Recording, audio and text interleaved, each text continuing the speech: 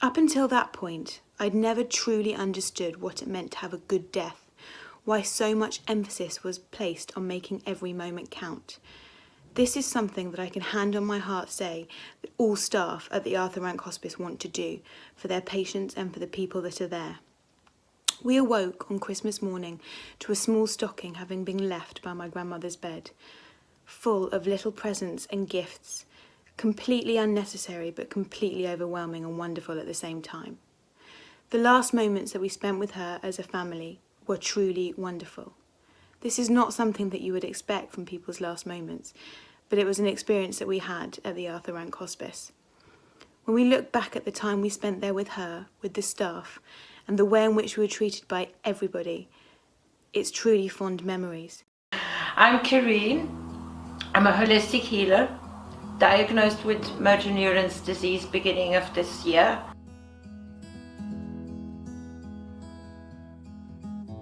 I have my follow-up clinical assessments here. I used to be a very independent, healthy, fit, active person. I never sat down, I never relaxed. And there are certain things that I'm now no longer able to do. I'm struggling to walk long distances. In the process of getting a wheelchair to help me with the longer distances. Short distances I use a walking stick.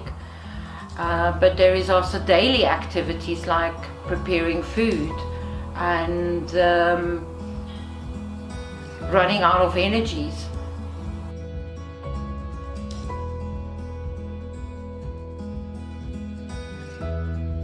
There's a lot of advice and guidance from the day therapy team. And of course there's also, for me in particular, what I find enjoyable is the exercise classes. It is a way of still keeping fit and active without overdoing it in the care of professional people.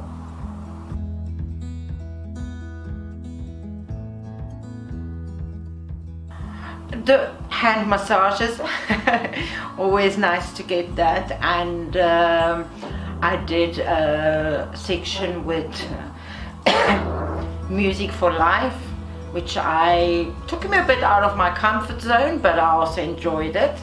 And then of course the mindfulness meditation, I enjoyed that as well. And all the other things I haven't had a chance to try yet.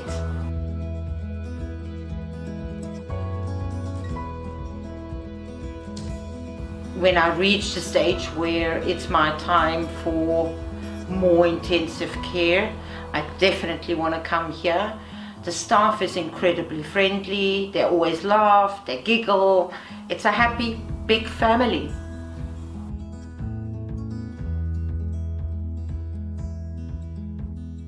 Two weeks ago, I went through a really depressive phase and I came out of it more positive, and I also learned a lot about myself during that time. And I realized I need to dedicate my life again to not just helping me, but helping others.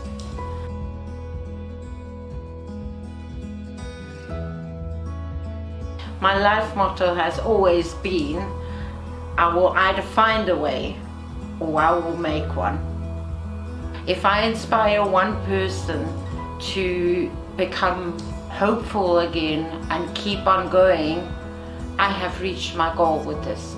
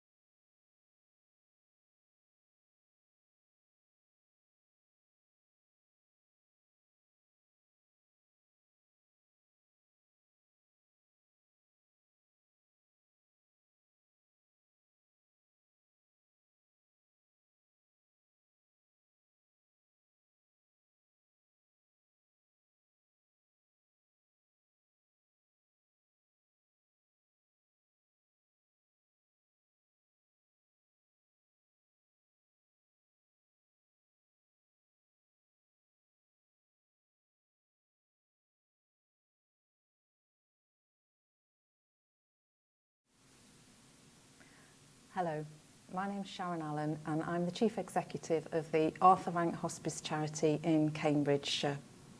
A very warm welcome to all of you joining us for this evening's annual lecture with Dr. Kathryn Mannix. We're delighted to have Kathryn with us and looking forward very much to listening to her, sharing her thoughts, her experience and her insights about tender conversations and all that goes with that. Thank you, Kathryn. We're also very grateful to Malcolm Watson and his team from Venue Audio Visual who are here helping us produce this event this evening.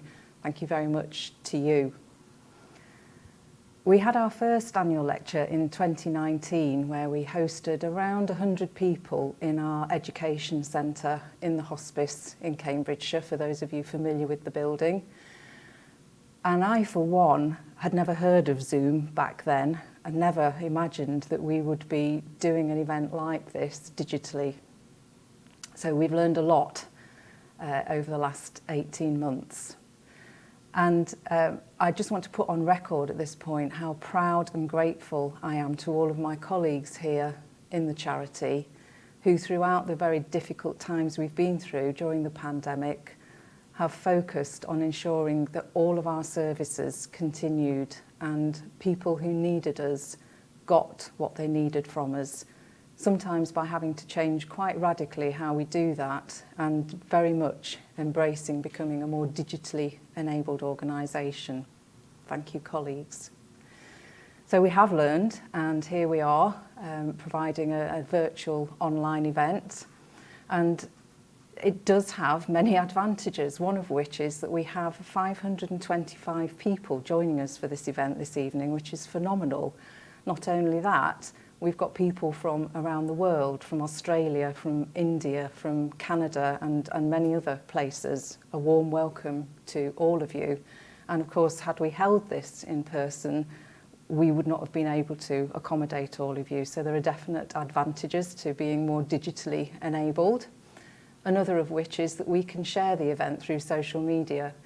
So if any of you are on Twitter, we will be tweeting live from the event using the hashtag ARHC Annual Lecture. One of my colleagues is going to pop that hashtag in the chat box for you now. So if you too would like to share the evening using that hashtag, that would be great.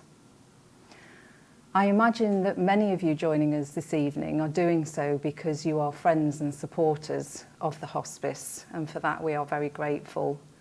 We're so grateful for your support always, and particularly during the past 18 months when you have supported us financially through our appeal. You supported us with gifts in kinds such as iPads, portals, scrubs, masks, so many things that we needed, and when we asked, you came up with it. Thank you.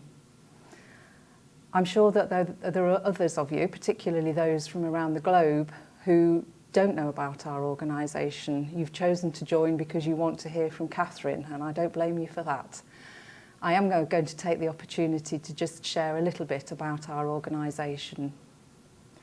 The Arthur Rank Hospice charity is here to provide care and support for people in Cambridgeshire living with a life-limiting illness, and care for people and their loved ones when they are facing the end of their lives, making every moment count.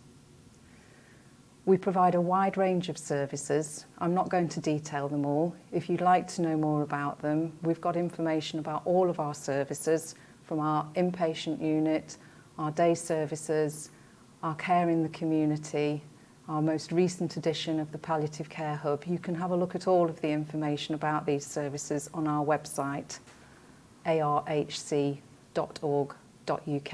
Please do take a look and familiarise yourself with what we do.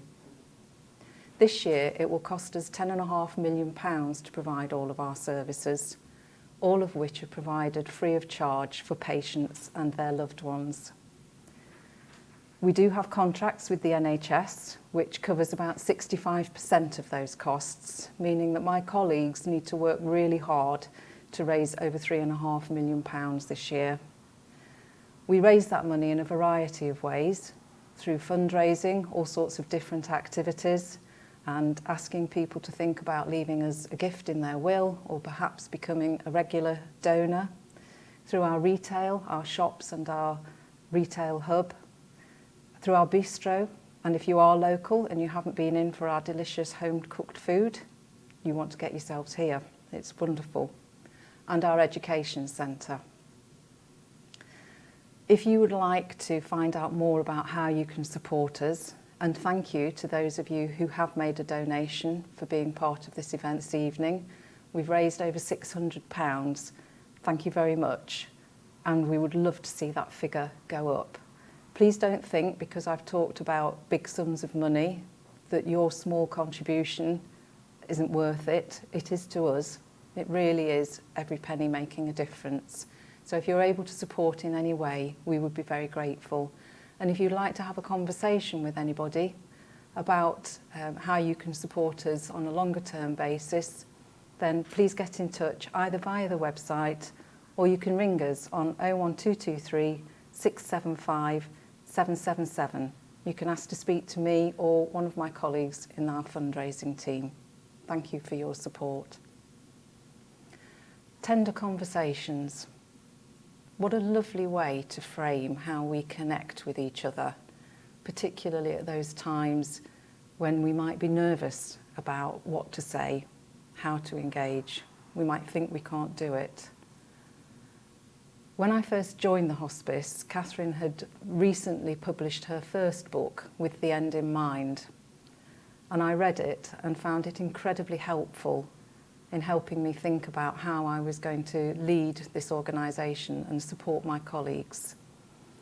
I'm now reading her second book, Listen. I commend both of these to you. They are so beautifully and eloquently written, and when Kathryn speaks, you will see what I mean, and if you haven't read them, I really recommend them to you. So Kathryn is going to speak with us for around 35 minutes or so, and then there will be an opportunity for a question and answer session. We have had some questions already sent in. We'll start with those. I'm sure as you listen to Kathryn, you will have questions that you want to pose to her. Please pop them in the chat box, which you could see at the bottom of your screen. And I've got a team of lovely colleagues sitting over here that you can't see, who are going to be looking at those and grouping those that are asking around a similar theme and popping those up so that we can put as many of those to Kathryn before we finish at around 8:30 this evening. If we can't get through all the questions, then we will do our best to answer them after the event and send them out to you. So let's do what we're here to do. Let's listen. Over to you, Kathryn. Thank you. Sharon, thank you for that lovely introduction, and hello everybody far and wide. How fantastic to have so many of you join us. Now I've got to press some buttons which should make my slides appear, and that should allow Sharon to go and sit down more comfortably. We practiced all this and they were all there, and now they've disappeared. Never mind. We'll start from here.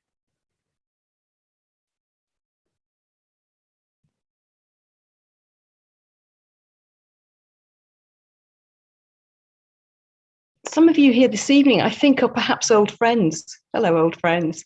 And some of you are people who I haven't met and don't know yet.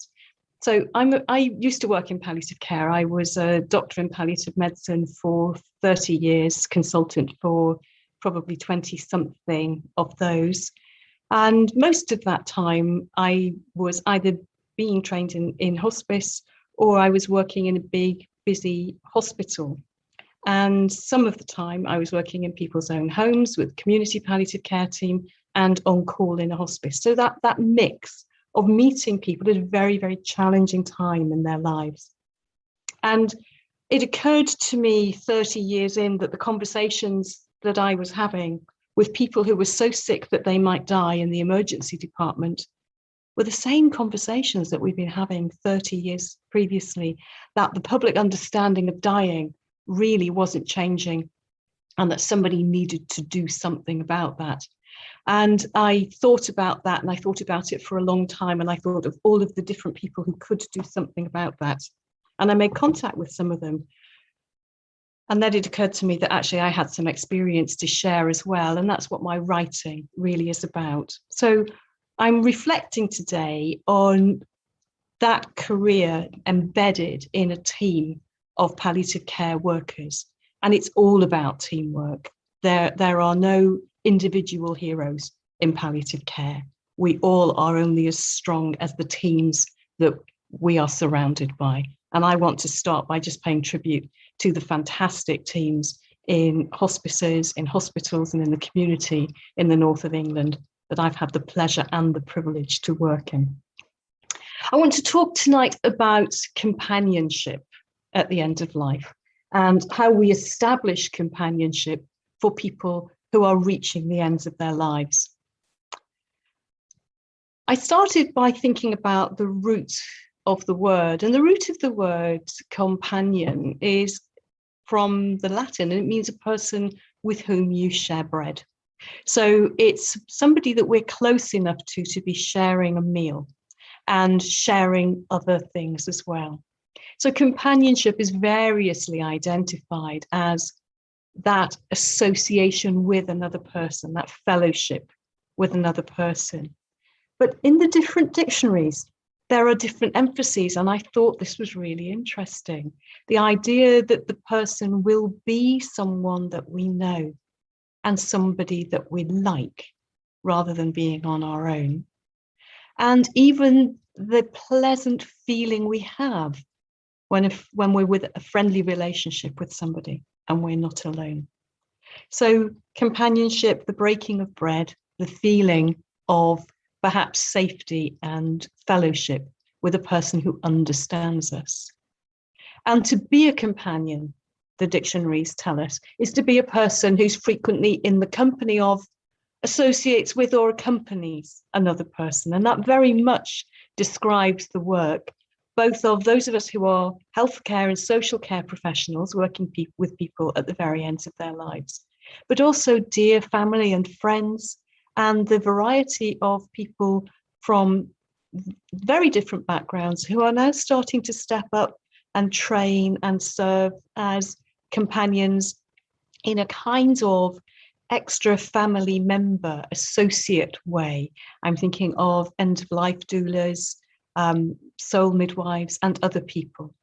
So people who accompany one another, people who keep company with one another. And I liked this last one, not because of the employment bit, but because of the service bit, that part of the role of the companion is to serve. So when I was thinking about the journey into companionship at the end of life, it seemed to me that the first part of that journey, the first journey we go on with somebody, is to establish the companionship and the right to be somebody's companion. Because until that's established, we're not known and trusted. So if we think about a journey of 1,000 miles, starting with a first step, well, this journey into companionship is about getting to know. And to start off with, it's about meeting and greeting. And the talk may not be very meaningful. We are working out who the other person is, each of us wondering, each of us intrigued by the other person. And gradually we begin to share, and as one person is sharing, the other is listening. And it's by listening that we start to understand each other's perspectives about the things we're talking about. And eventually we will feel safe enough in that relationship to both agree and, more importantly, to disagree. It's hard to disagree with somebody unless we trust them. So what we're doing is we're developing an understanding, we're evolving a trust, we're developing a relationship of companionship. And that's the first part of that journey into companionship at the very end of somebody's life. So what about that companionship and those insights in end-of-life care? And one of the things that I like that Arthur Rank House Hospice Charity says is come and be our friend before you need us. It's far easier to rely on somebody in difficulties that's a person we already know and trust from before the difficulties arose. And so one of the things that some of you will be familiar with, the people in Cambridge will be familiar with, is Arthur's Shed. And there's a variety of activities happening here. Look at that fantastic building. It's beautiful, isn't it? And it brings the garden inside. So even on the sort of days where the doors have to be closed for the weather, you're still kind of in the garden. But this is a place to come along, to be creative, to be in company, to forge companionship, not just with the staff, but with the other people who are coming along to use the services. But part of the companionship is not just with the person who's sick. Part of the companionship is with the people who matter to them, their friends, their family, the people who love them most. And Sharon's just been talking about the bistro. So the bistro is a welcome for people to come in and become familiar with the building. Because what's really lovely about that kind of arrangement is that people develop a fondness for the place, and it is a beautiful building. And so people are coming in and out and seeing it as a hub within their community, not just a place to come to in extremis, not just a place to come to in a time of sorrow, but a place to come to because it's part of the community, it's serving the community, and it's supporting the community. Now, hospices and palliative care services have a little bit of a difficult time. And the reason that we have a difficult time is that the public's understanding of dying is suboptimal, shall I say. 100 years ago, it would have been completely ordinary for a person in their 20s to have seen several members of their family die at home because hospitals were unavailable apart from to the very rich. So 100 years ago, in 1921, my grandmother would have been 21 because she was born in 1900. Now that's very handy because it means you always know how old your nana is because she's the same age as the year. Now, to be born in 1900, and particularly in an impoverished area of inner city Liverpool, gave a girl at birth a life expectancy of perhaps 50 years. So life expectancy over the course of the 20th century changed remarkably. But in the first half of the 20th century, my grandmother was living the same kind of life, the same kind of understanding about dying being amongst us as women had known for the previous several hundred years. She was one of the older girls in her family. She helped to look after younger siblings when they were sick. She helped to look after her parents when they were dying. She helped to look after members of the extended family when they were dying. By the time she was in her mid-30s, in the mid-1930s, a very difficult time in Europe in the 20th century, she was a widow. Her husband had died of sepsis from a ruptured appendix. One of their children had died at the age of 7 from an illness that we routinely immunize babies against now, diphtheria. And she had 1 baby on the way and 3 surviving children. So by the mid-1930s, she was a woman who was in the second half of her expected life expectancy with dependent children and a war about to start. What happened during and after that war, though, was remarkable because war, sadly, drives healthcare developments, perhaps like very little other impetus. And so by 1948, when she was 48, with the inception of the National Health Service in the United Kingdom, she was now able to access healthcare free at the point of need for herself and for her children. And what was beginning to happen was that people who were so sick that they might die, who previously couldn't have afforded care, now could be taken into hospital as a matter of urgency. They could have had reversible illnesses reversed, brought back to full health, and go back into the community, back to work, back to paying the taxes that continue to support the National Health Service. And it was amazing to watch what happened in healthcare development over the 20th century as life expectancies were increased by better anesthetics, meaning more complex surgery, better cancer treatments, intensive care, organ replacement. It was absolutely phenomenal changes, so that now life expectancy at birth for little girls is in their late 80s. My grandmother clearly outlived her life expectancy, because in 1997, when I was a newish consultant in palliative medicine, she talked to me, and the mathematicians amongst you will have realized she was 97, about her worries about her children. And her worries about her children, who were in their 70s, were that they had never seen a close member of their family die.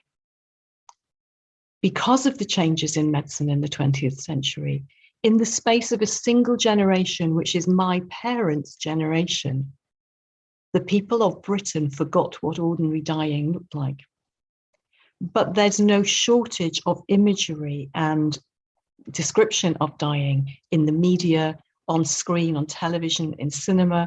And so what happens is that we are treated to sensationalized and trivialized death stories. Now, occasionally they're reasonably accurate. So this is Tom Hanks in Philadelphia playing a young lawyer dying of AIDS, which even within my practice lifetime has gone from a death sentence to a long-term condition. Beautifully portrayed in terms of his becoming gradually more weak towards the end of his life, but no depiction at all of his dying. Whereas in soap operas, we get sensationalized dying. Here's Ethel a few years ago in EastEnders. You can tell she's dying miserably by that big smile on her face, can't you? But in a moment, because the viewers were not staying to watch these scenes, because the BBC knew there were electricity surges as viewers got up to put their kettles on during these scenes, a very, very well described terminal care story was souped up by adding a euthanasia line, and Dot is about to help her take an overdose of her painkillers once she's blown out her birthday candles. So an inaccurate portrayal for the sake of viewing figures. And then, of course, I understand that in some of the more sinister parts of Cambridge, it's quite dangerous to go shopping because of the number of orcs that you might encounter. So we love death as entertainment. We love shooting people with extraordinary implements in films. We watch zombie movies. Our children play shooting people games. Death as entertainment is alive and well, but none of this is actually promoting a reasonable understanding of what happens as we die. And if we contrast this with other parts of the world, what we find is really we are losing the wisdom. This is a funeral shop in the Andes in northern Ecuador. And there are several things that made me stop and take this photograph. Absolutely extraordinary. The first thing was I couldn't take the photograph to start off with because the queue for the cafe next door was queuing in front of it. And there was a excited hubbub, people chatting. There was none of that kind of looking away, downcast glances, swerving around on the pavement. And when you look at this funeral shop, you can see there is no pretending that tiny people don't die. I can see two children's coffins just behind the glass on the lower right, and a tiny baby coffin, and that is a baby coffin. It isn't an urn for ashes because that's not the way they dispose of the dead in Ecuador. People are put into a coffin and then they have a tomb built for them, mainly above ground because the ground is too volcanic to dig. But in this busy high street, in this market town, there are actually 3 funeral shops. There's fierce competition. So those of you who speak Spanish can see that there's a sale on. So they are trying to attract customers.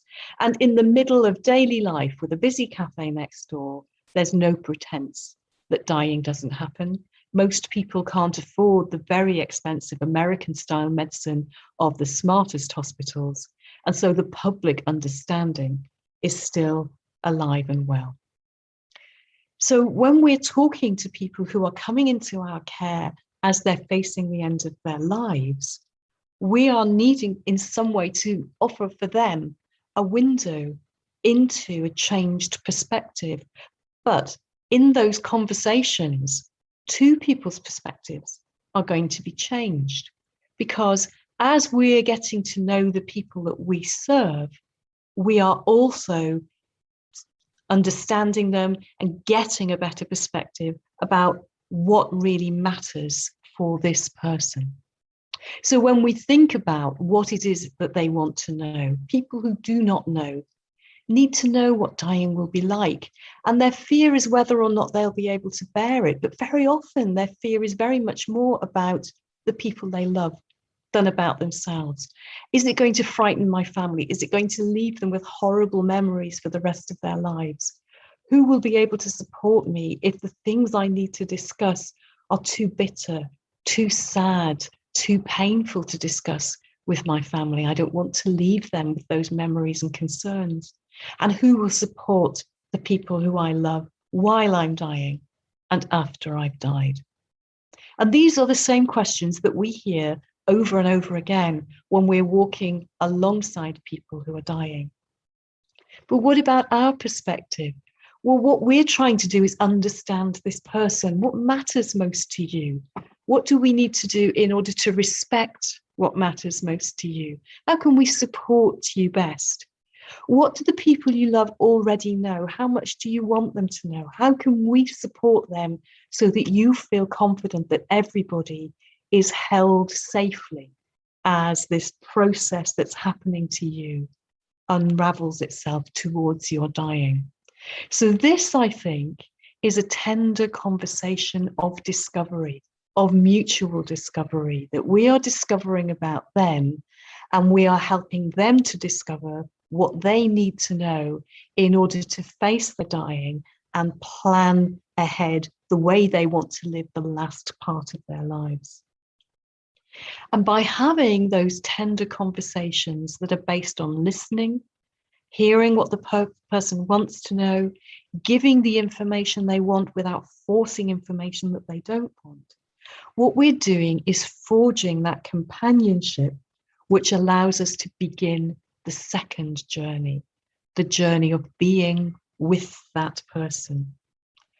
This photograph is another one of my holiday snaps. This is a tree. This is an oak tree in Charleston in South Carolina. It's called the angel oak. And nobody knows how old it is because they don't want to cut it open and count the rings, because guess what? That will kill the tree. But it's somewhere between 400 and 2,000 years old. And when I took this photograph, it was having its spring. And later in the year, my friend who lives there sent me photographs of the autumn colours and the acorns on this tree. It looks as though it's immortal. People talk about it as though it's immortal. But we know that actually it's going to die, and that we also are all going to die. So when we're thinking now not of a journey that's over space, but a journey that's over time, journey of not 1,000 miles, but 1,000 hours. And to save you the maths, 1,000 hours is roughly 6 weeks. Then what we need to be alongside somebody is the trust that we built from those early conversations, that continues with the sharing, continues with the listening, and now simply allows what arises. So any viewpoint is welcome. Any emotion is welcome. We're not forbidding people to express particular ideas or reservations. Any emotion that they're feeling, that is the emotion that they're feeling, and we will be their companion in it. And yet not complicating it, not offering things that are going to make things more and more complicated. What we're trying to do is respect this person's priorities by being with them, by being alongside them, and not doing to them. And in a way, this subverts the usual medical model where people come to us because something is a bit broken, and our job is to do something to the person that fixes the broken thing. We're now dealing with something that is no longer fixable. We're dealing with a process, we're dealing with a transformation for them, and we need to find ways to be alongside them during that. And so now our toolkit isn't so much our drugs and our sticking plasters. It's our ears, it's our tongues, and it's our hearts for those really, really important conversations. And these are delicate conversations, and we need to give them the attention that they deserve. They might require our courage and certainly our skill. And we can feel daunted. We can feel that it's difficult. We might even feel this is a dangerous conversation. It risks unleashing emotions that the family have not yet dared even to broach. And so the circumstances might feel challenging. We might even be a little bit anxious that we're going to unleash a conversation that the family will come back and challenge us about, particularly if it's likely to evoke difficult to hold emotions. So we hear a lot about courageous conversations or difficult conversations or challenging conversations. And all of those conversation metaphors to me sound like we're strapping on our armor. We're getting ready to do something that's really difficult and we're tensing ourselves for the job.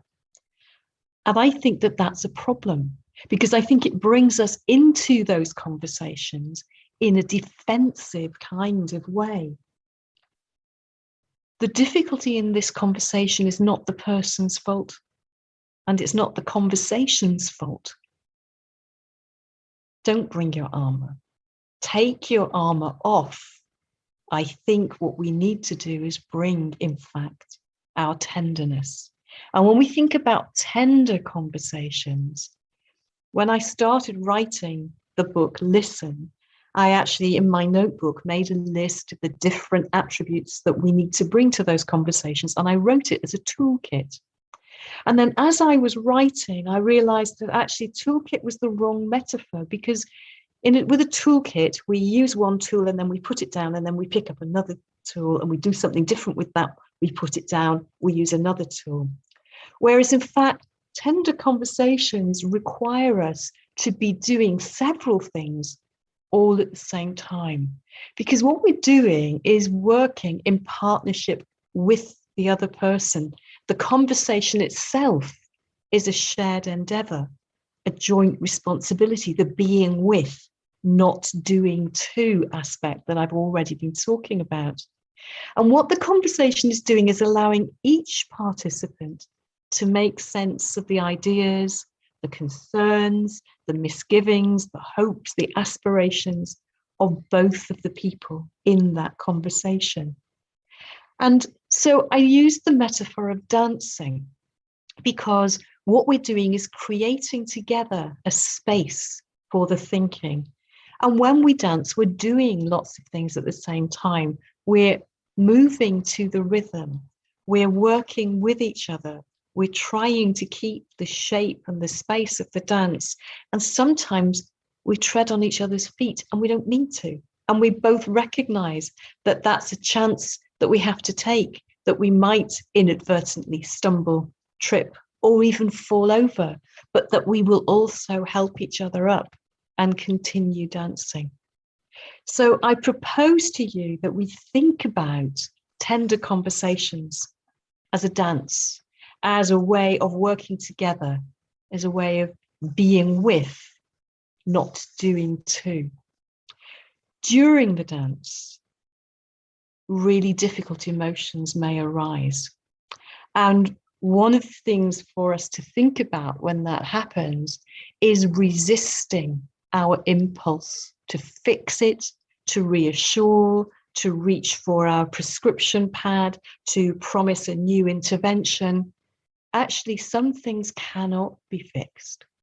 They can only be carried.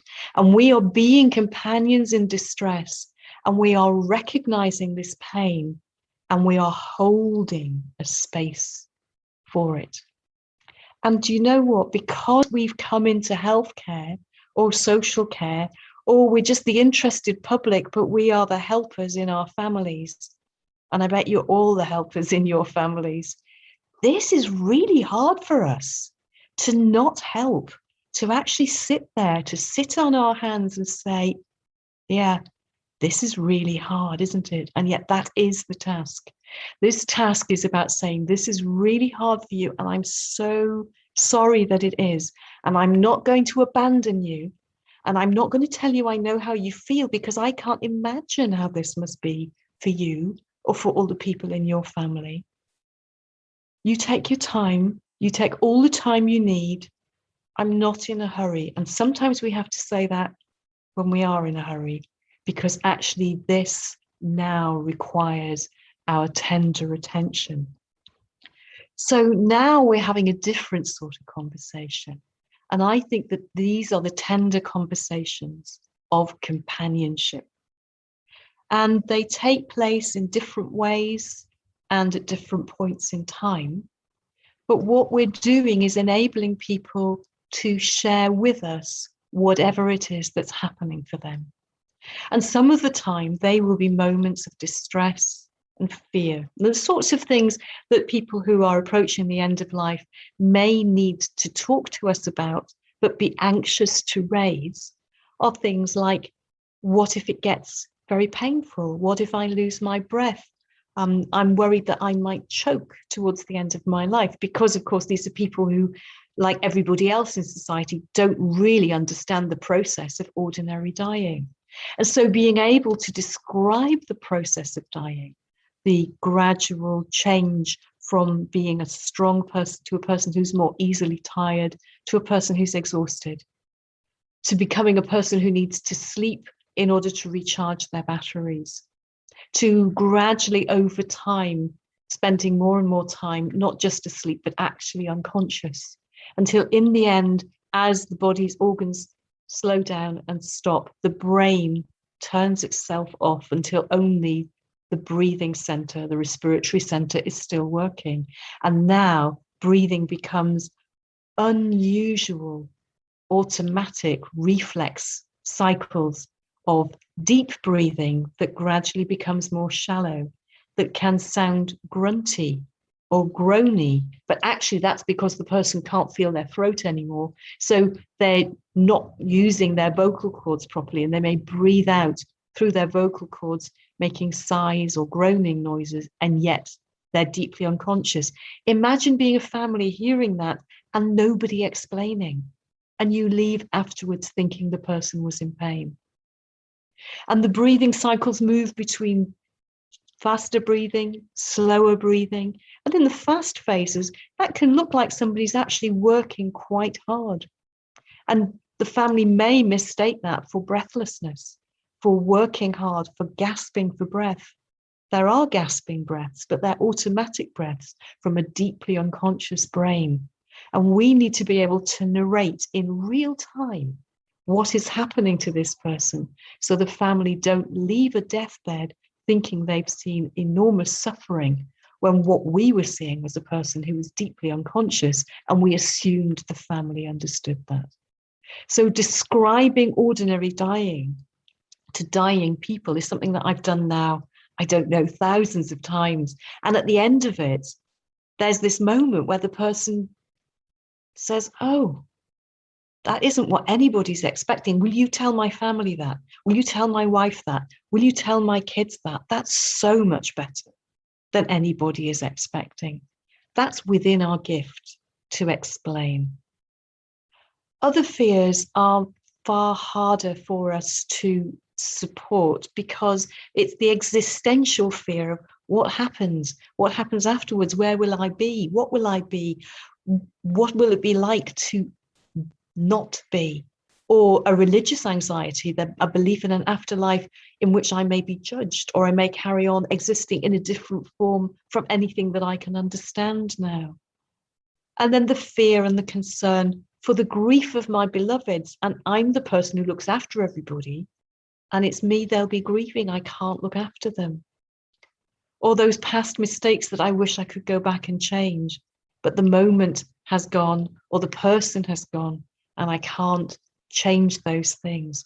So this companionship includes being in places of deep discomfort alongside people, and helping them to tolerate their distress, and helping them to soothe themselves, and to get through those times of feeling distress without us fixing, reassuring, or closing them down, which suggests that it's not okay to talk to me about this. But as well as the moments of fear, we know that when we're alongside people who are dying, there are long, long periods of peace.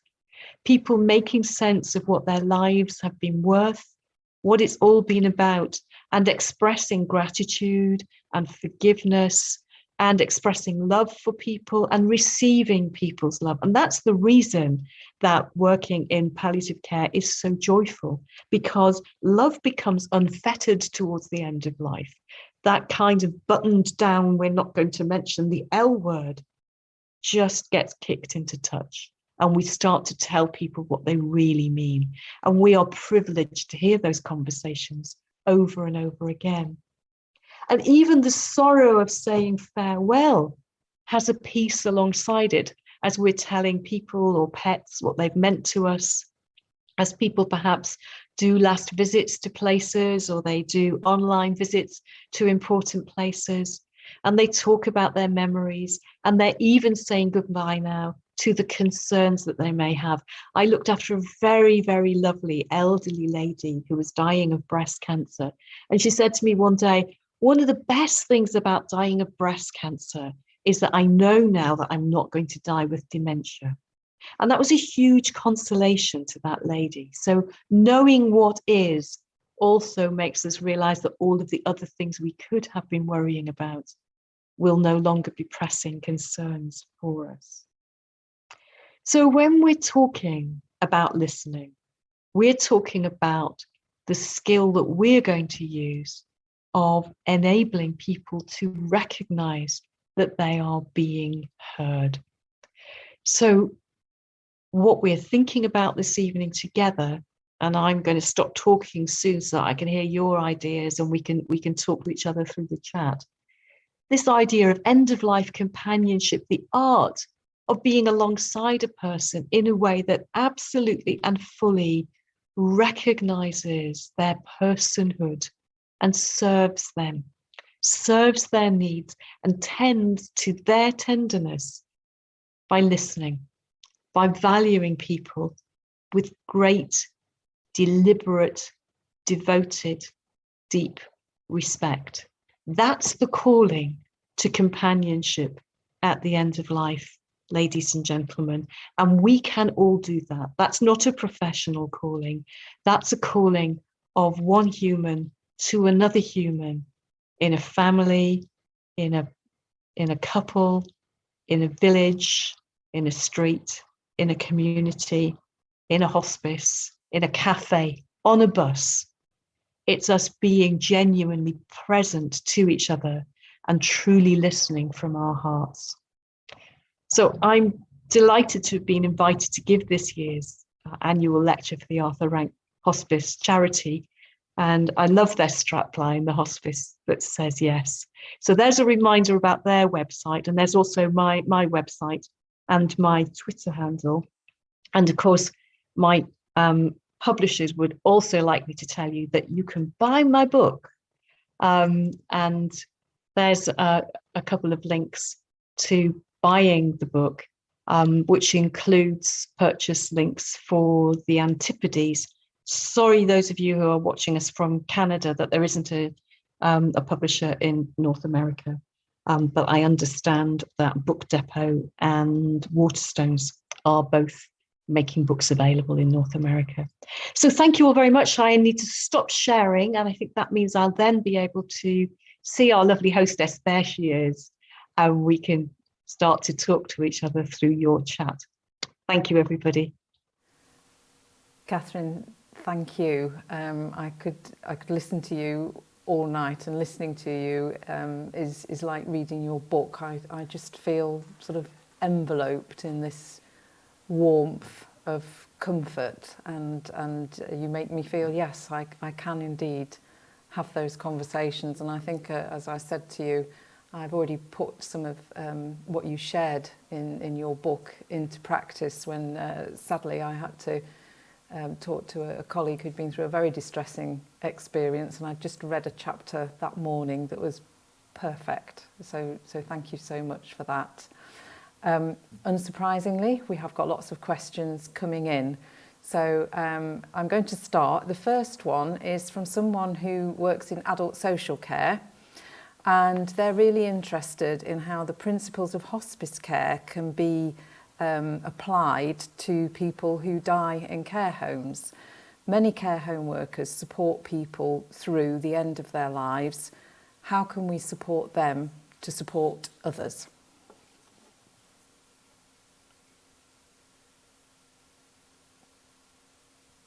Just a little tussle with the mute button there. That's a really fantastic and very, very important question, isn't it? Because we know that a very small proportion of our population in the UK and an even smaller proportion around the world will have the luxury of dying in a hospice. Most of us are going to die in residential care or hospitals, and increasingly at home, but very often at home is residential care. And there's something about being able to see that care for a person to the very end of their life is a really important part of what we offer when we welcome somebody into residential care for aged people. It's got different names around the world. To be proud of saying, we will look after you to your last breath, if that's what you would like us to do. And that means that we've got to value the fantastic care that social carers provide. It means that we need to recognize that they have seen the end of life. They are, many of them, they're largely a female workforce, not entirely, but many of them are our wise women in our society because they've seen it so often. And we need the managers, the registered nurses who are the decision makers within those services to have the confidence to say, when somebody's plan is no longer to be shuttled backwards and forwards to the hospital, we can do this here. We understand how to do this here. And the more that we recognize that normal process of ordinary dying, the more we're able to say, okay, this is what's happening, and they're in this phase of it now, and the next thing that we expect to happen is this, and this is okay, this is safe. And the idea of safe dying sounds a bit counterintuitive, but it's really, really important to think that we can help people to die safely. And just as in midwifery, where we can attend somebody who's giving birth, and usually it will go okay and it will be a normal birth, but sometimes because we know the pattern, we can see when it's not following the pattern and we know we need extra help. So at the very end of life, if somebody is diverting from the pattern, if they've got symptoms that are coming back and waking up the unconscious brain and bringing a person back to consciousness of distress, that's not okay. And that's the point at which we may need to use medicines to take symptoms away, knowing who to send for to come to attend at the bedside rather than needing to move the person to go to the services that will help them, risking them dying in an ambulance or under the bright lights of an emergency department.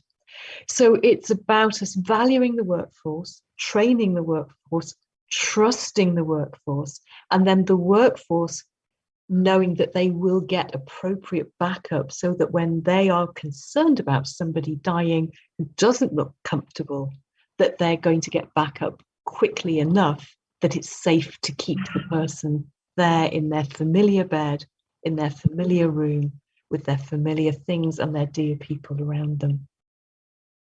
Absolutely, yeah. And I don't know who asked that question, but if you're local to Cambridgeshire, or you can get in touch with us, or if you're not, your local hospice, because that joint working between hospices and social care organisations is so important, and we want to work together to share knowledge, learning and skills, so please do get in touch. So this question starts with some feedback for you, Kathryn. Not surprisingly, love your very insightful books, so do I. Thank you for sharing.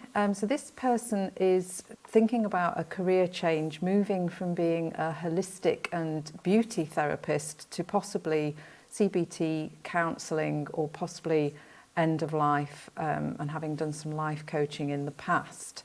So they're asking you for some careers advice, really. What path, training, qualifications would you recommend to be able to have a good grounding in all of those areas? Gosh, It's a big question. that's a bit huge, isn't it? So this is clear. You're a people person. The job you've already chosen that you're moving on from is about people. It's about touch. It's about interactions. So you've clearly got the skill set. And I guess there are two ways of thinking about this. One is to find a role in a palliative care service, and depends on the qualifications that you've got, whether you would come into a palliative care service as, for example, a healthcare assistant, or whether you've got a nursing or other professional qualification to use, and then use the training that's being offered in the palliative care service or the hospice that you decide to join. Or whether you want to carry on doing your day job and think about end-of-life doula training, so midwife training, to be one of the companions in the locality that people can reach out to walk alongside maybe one or two families at a time, because you can't take a big caseload because you can't quite know when unpredictable things might happen. In terms of cognitive therapy training, to train to be a cognitive therapist, you do need a primary qualification in health or social work. So you'd need to be registered nurse, social worker, doctor, something like that. So it depends on what other qualifications you've got, but follow your heart. I can hear your heart is longing to do this, and I hope you find your way. That's lovely. And the next person also starts by saying thank you for your wonderful book, actually your first book, Kathryn, with the end in mind. And I am just going to share this comment because I think it's beautiful. This freed me from terror resulting simply from ignorance about how people die. And this person then goes on to give some of their personal experience. So actually somebody who's using our Living Well service, and through being engaged in that is sharing their own talents and skills, and they've actually given us a couple of links to their work which my colleagues will put in the chat so that if other people are interested in having a look at that they can. And their question is, it's been my experience that giving people a purpose in the latter stages of their life can be enormously beneficial both for the person and for those who love them. How does that chime with your wider experience of people in palliative care contexts? Oh, it absolutely does. And it ranges from, I remember looking after a musician who was trying to dictate the last part of a composition that he had. And it was all in his head and in notes, notepad. And so he had somebody else from his music society sitting at his bedside as an amanuensis, and they were speaking music. It was extraordinary to watch. Yeah. And working out what the notes were and writing it out on manuscript. And then they actually gave us a little performance of it when it was written, and it was played at his funeral. But I've looked after a lady who, she wanted her house swept from the top to the bottom, so that when she was carried out of it, it was shining. So it's from the mundane to the extraordinary. People have things that they want to finish, and we need to listen really carefully to what it is. And you could imagine that lady's family saying to her, "Oh, Mum, you don't need to worry about the sweeping. It's all right. Nobody's looking." She was looking. Yeah. So it really is about listening to what is it that's going to make this person feel that whatever it is completed, that the circle is closed at the end of their life. And it's extraordinary, the things that matter to people. Absolutely. And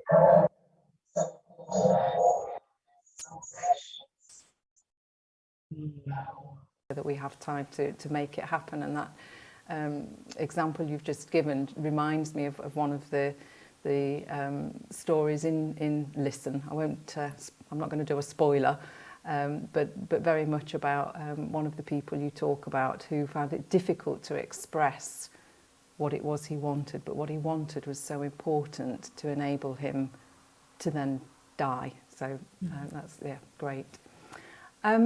So we have a question. Again, this was quite a long question, and we will go back to the person, but we've just made it slightly shorter so that we can try and get through them all. So somebody who is sadly having a very difficult time personally, and asking, what do you think to the idea of having a designated department, unit, etc., for end-of-life care in hospitals, just as we do with midwife-led birthing centres and labour wards? This is a really interesting question, and the answer is that the jury is out on this one, that there are hospitals that do that, and there are other hospitals that don't do that. And so the advantages are that you can create a kind of hospice-like atmosphere in a particular bay or a particular ward of a hospital. And it means that you can take patients who otherwise might be in a very busy ward with lots of noise and bustle going on around them and bring them to a much more peaceful environment, usually staffed only to the same level as a hospital ward. And in hospices, of course, because we add our charity funding, that allows us to have a greater ratio of nurses to patients than the NHS can provide. So the advantage is that it's a kind of oasis in a hospital. The disadvantage, though, is that it starts to make some staff think that people shouldn't be dying on my ward, and dying isn't my business. And it starts to de-skill staff around the hospital who generally, I have to say, are very, very proud of the end-of-life care that they provide. And it takes an enormously satisfying part of their job away from them.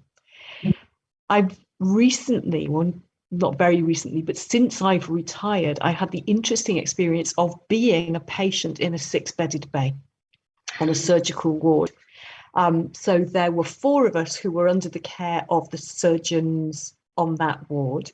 One of us was a lady who had an orthopedic problem, but there were not enough orthopedic beds, so she was being looked after. And then one was an elderly lady, and I don't know what was wrong with her, but she was very obviously dying.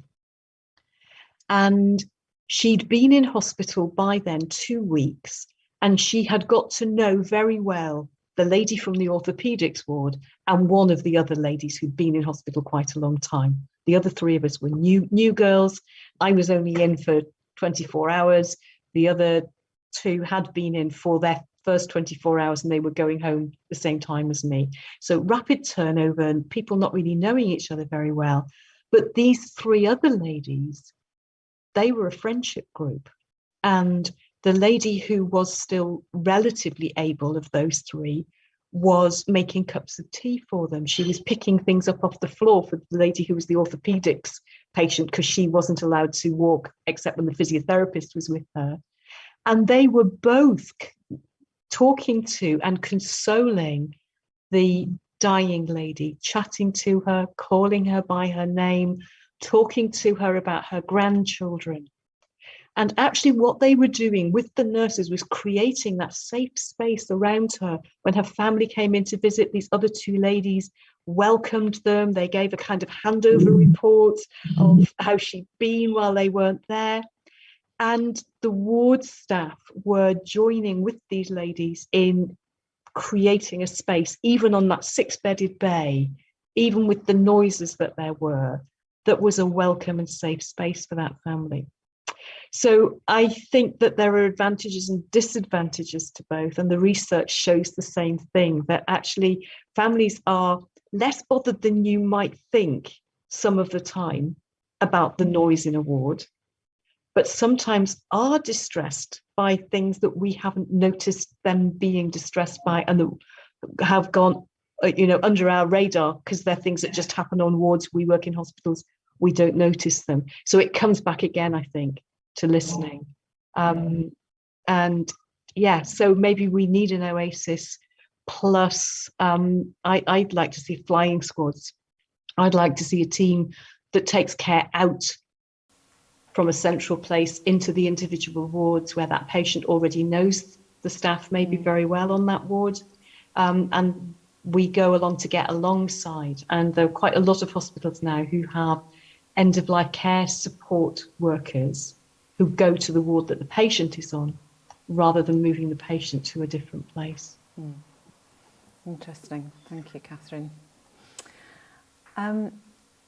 So this person says, working in an emergency department, we often see people who have planned to die at home. I think this will be very familiar to you, Kathryn. But then loved ones panic at the end and call an ambulance. Do you have any tips for promoting the idea of companionship in such a tiny time frame? Okay. So there's a variety of things to say here, aren't there? So before I answer the actual question, I'm going to go along the timeline of this. So the first thing is that when we're making plans about a person staying in their current place of residence, even though they are now dying, unless everybody knows the plan, somebody will go off-piste, and only one person has to dial 999 for an ambulance to arrive. So that's the first thing. So one of the things that I found really useful is to sit with families and check through, draw a family tree, right? Who knows the plan? Who's spoken to this person? What have they said? Have they got any questions? Hello, Australian people with us. We talk about the daughter in Australia, you know, the person who is so far away that we're not going to upset her with all of the arrangements. But actually, now that mum is dying, she's flown in from Australia pre-COVID, and she's aghast that we're leaving mum at home and we're not doing this and we're not doing that. But actually, this is all a perfectly well-made plan. It's just a shock for this person who loves the dying person and hasn't been kept abreast of all of the developments. So the first thing is, does everybody know what the plan is?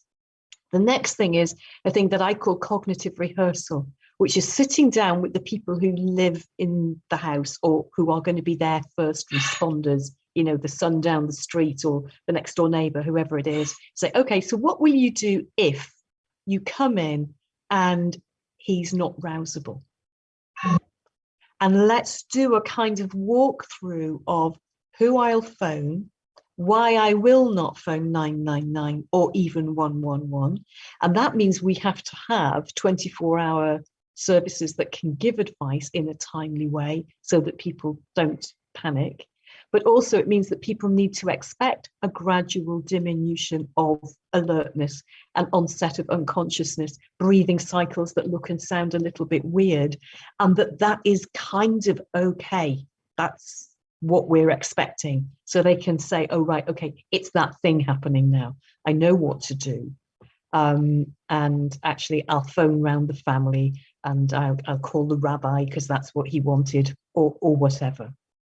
The next thing is paramedics are becoming increasingly trained to make discerning decisions at the house to recognize that this is an appropriate dying in an appropriate place and escalation to hospital is not part of the plan, and to talk families through so that they understand that they're not being abandoned, they're actually being accompanied, sometimes by a paramedic, while the person is dying.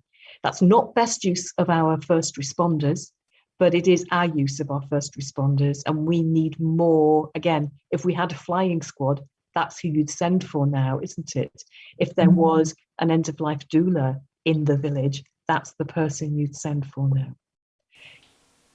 But this person's arrived in the emergency department. Hello, emergency department people. Emergency department people are absolutely fantastic at doing end-of-life care and very, very proud of doing it. And in fact, sometimes the difficulty is not in recognizing that the person is dying and now getting ready for the companionship. It's that it's not certain that the person is dying. They are sick enough that they could die, but actually there are several treatments available that might stop them from dying. So are we going to do them or not? So we need to know what the plan is. But we also need the family to be aware, and the person, if they want to be aware, that you are so sick that you could die. What do you want to do? Who needs to be here? Do you want us to turn you around and get you back home? Do you, you'd said you weren't going to have any more antibiotics, but here you are again, George, because a lot of these people, in fact, we know because they come back repeatedly. You're still pretty sure that you don't want those antibiotics? Okay, well, that's what we're going to do then. And we're going to wait and try and get you a bed on your usual ward. But for this evening, we need to deal with things as they are. But then there's the person who you haven't met before, you haven't got a relationship with. They're clearly dying. And that's the point at which it's been very interesting to me working in a hospital palliative care service, that a 15-minute conversation, a 5-minute conversation with a person, with a family that is simply compassionate, listening, allowing for their uncertainties, being curious about what it is that they're expecting and helping them to line up what to expect, can be enough to become part of the compassionate web of care around that person. It's about trusting ourselves to be able to take that moment. And in the emergency department, it's about finding the time to do it in between other things that are life-saving interventions that cannot be delayed for other patients. So it's about finding the person who can get beside the bed and offer that consoling presence. But I've seen it done really well in very, very busy emergency departments. And I take my hat off to them for doing it. I'm not sure whether I answered the question or not. Well, whoever asked that question, if you have further follow-up, pop it in the chat. We're probably not going to get to it this evening, but we can certainly follow that up. And I just have to take a moment, otherwise I will be in such trouble with my colleagues, just to remind people in Cambridgeshire, including Peterborough. I know Peterborough's in Cambridgeshire, but I'm just making it explicit. I mean Cambridgeshire and Peterborough. That we do now have the palliative care hub for people who are palliative or at end of life, a telephone line for patients, for their loved ones, for healthcare professionals, and it is routed through 111. So you dial 111 option 3 and you will be put through to a clinical nurse specialist who will be able to give advice, support, guidance and signposting.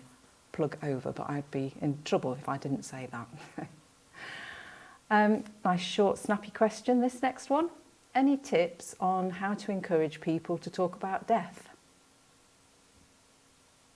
Like the world. Do you know, I think we need a proper public health campaign, and I don't think it should be led by palliative care. I think we're the wrong people to lead it, that it needs to be a groundswell thing, and we need some really good plots in soap operas. Coronation Street did a fantastic plot, probably, it might be 3 years ago now, of a young mum dying of cancer of the cervix, single parent, new partner, wanting to stay at home, in the end wasn't able to stay at home. All of those uncertainties, all the stuff about symptom management, all the stuff about legacy, and then her dying scene was so beautifully done. I didn't watch it. My phone was buzzing for 20 minutes with people saying, did you write this? Did you write this? Did you write this? No, I didn't write it. They were doing ordinary dying. That's what it looks like. And just because I've written about it doesn't mean I composed it. You know, that's what it looks like. And they got awards for that storyline and for that particular episode. And rightly so, they did an absolutely fantastic job. So we need radio plays, TV plays, good cinema, documentaries, stories in newspapers. Newspapers report the plane crash equivalents, don't they, of difficult dying. And there are deaths that are difficult and unpleasant, and I've sat beside them. Very few in my career of somewhere between 10 and 15,000 deaths. I can think of about a dozen where I thought, oh, this is really horrid. Now, I'm with people who are dying who have the benefit of specialist palliative care input. So maybe we need more of that in order that the burden of suffering is reduced. But we have to stop reporting the extraordinary and the difficult as though it's the ordinary. But how do you make ordinary dying newsworthy? I just don't know. Answers on a postcard, everybody. I guess also it is what you said to us earlier. You know, it's about us, isn't it? And we can all be part of starting these conversations and talking about it more, and asking, as you say, for a public health campaign to make this part of life as it used to be, as you described in your grandma's era. There are some tools that we can use. So there's a variety of organisations now that have produced decks of the playing card size cards, but they're conversation starter questions. So you can order them from the Marie Curie website. There's an American organisation called the Death Deck, which is a more jokey version. Variety of places now. And then, of course, there are organisations like death cafes and life cafe, death positive libraries across the UK now creating spaces where you can borrow books, go in for conversations, conversation cafes, where they're encouraging people to start to think about death, dying, mortality, grief, bereavement, support, all of those sorts of things. And I love those ideas because those are real grassroots things. They're not happening through healthcare. They're not happening through palliative care. They're happening because people in the community are starting to talk to other people in the community. And I think that's how it ripples out. Lovely. So this next question is, given your experience of end of life and death, what are your insights on the purpose of life, either your own or others you have been alongside? Wow, that's a question. I'm not sure I can answer that question. I think one of the things about a life in death is that it does make you very aware that now is the moment that I can influence. What's already happened has happened. It can't be undone. What hasn't happened yet, I can perhaps make some plans that influence it a little bit. But you know the joke, how do you make God laugh? Tell her your plans. Now is the only moment in which we can do something that we can look back on either with satisfaction or regret. So I think it's about seizing the day and doing those things that we will look back on with satisfaction. And sometimes those are things that cause us great joy. And sometimes those are really hard things where we're stepping up to do something difficult because it's the right thing to do. But I think that's what a life alongside dying people has taught me. Just be present to the moment and use it the best way you possibly can, and don't sweat the small stuff. And it turns out almost everything is small stuff in the end. So this is not a question, Kathryn, but it's just some lovely feedback for you. So fabulous words again this evening, Kathryn, from one of your palliative care colleagues in the North East. I don't know if you know who that is, but anyway, somebody out there is very pleased to be joining you from the North East, and we're very pleased you're joining us too. Thank you. How would you suggest that people are helped to move away from the idea that hospices are just for the dying, whereas those of us who have been supported by Arthur Rank Hospice Charity know that it is about living well too? Well, thank you, whoever sent that question in. Brilliant. Yeah, it's a real conundrum, isn't it? And we know that for most British hospices, so for the Americans and Canadians who are with us, hospices generally are buildings from which a service is produced in the building where the beds are and reaches out into its local community and possibly into its hospitals. But it's not the same thing as a hospice program would be, for example, in the States.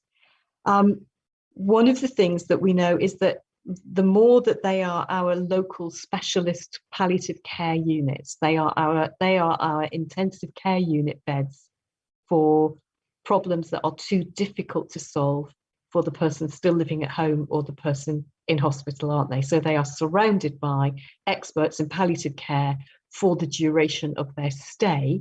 And one of the things we know is that the discharge rate for first discharge in most places that are run like that is something between 60 and 70%. So we need our local newspapers and our local radios just reminding everybody that, you know, if you go for a stay at Arthur Rank House, you are more likely to come out feeling better than you went in than you are to come out in a box, which is what most patients seem to believe and a lot of people seem to believe.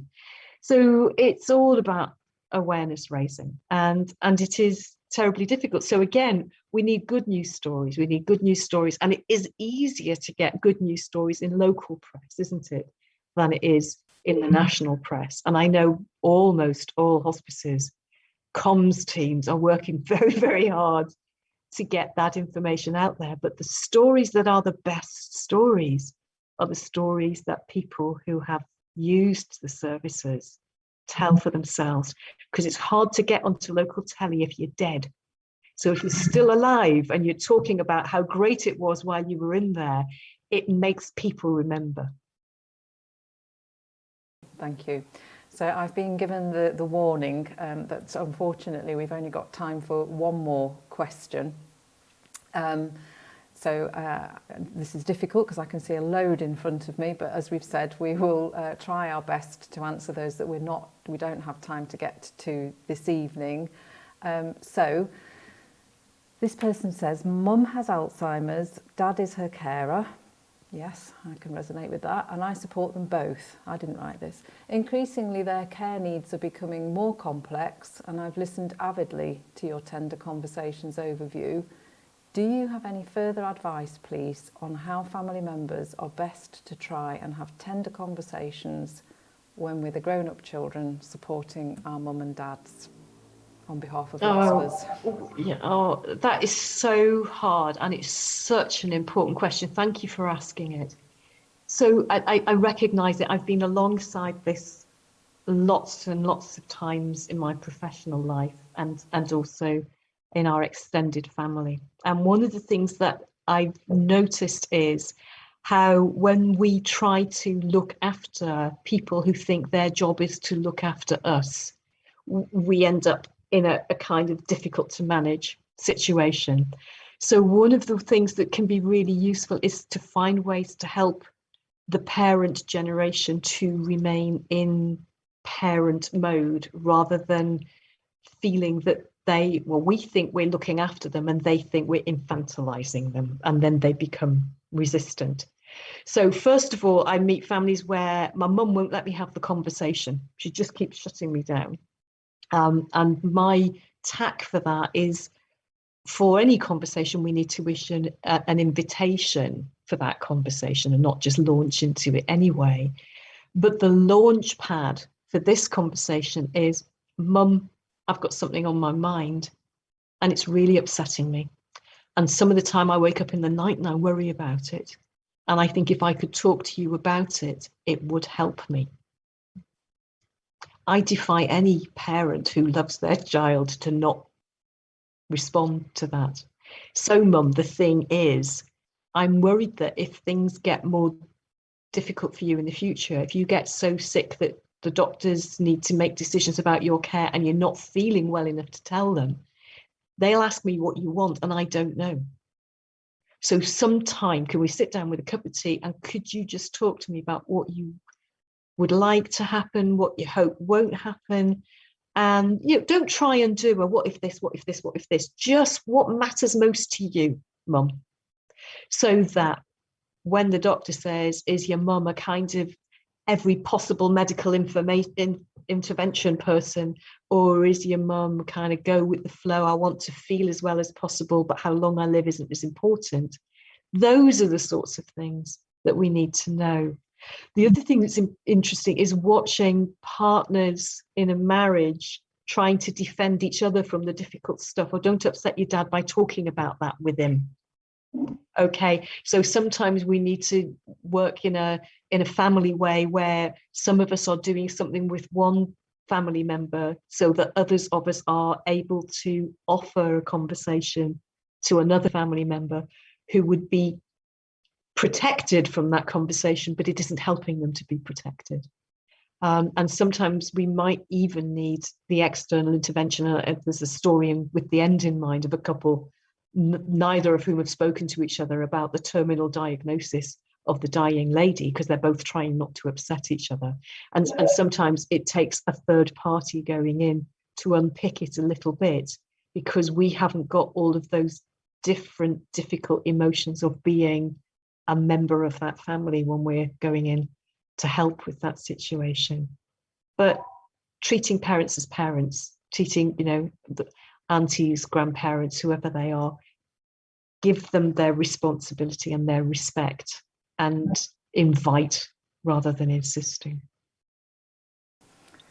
That's lovely, Kathryn. Thank you so much. Kathryn, thank you so much for your time, for your insights, for sharing so generously. I'm sure all of us have learned a great deal from listening to you this evening. I know that I have, and I'm going to enjoy finishing your book. For those of you who've joined us this evening, thank you so much for joining us. I'm sure you've found that inspirational, and if you haven't read both of Kathryn's books, then I really do urge you to get a copy and read them. You will learn a lot from them, and I'm sure find lots of things that will help you in whatever your life is about. So thank you so much for joining us. I'm sorry that we didn't manage to get through all of the questions. I thought this would happen.